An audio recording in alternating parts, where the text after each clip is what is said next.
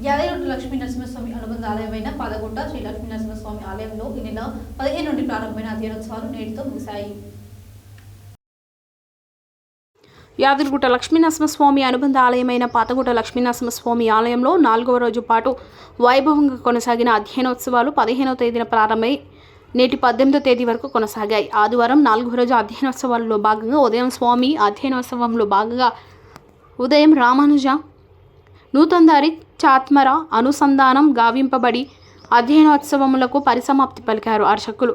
ఆలయంలో నిత్య ఆరాధన అనంతరం స్వామివారిని ప్రత్యేకంగా అలంకరించి ఆల్వాల్ ముందు ప్రబంధ పారాయణకులచే దివ్య ప్రబంధనాలు చేస్తూ స్వామివారి ఉత్సవ మూర్తులను ఆలయ తిరువిధుల్లో ఊరేగించారు. అంతకుముందు ఆలయంలో తిరుమంజన నవ కలశస్థాపన ఆలయ ప్రధాన అర్చకులచే వైభవంగా నిర్వహించారు.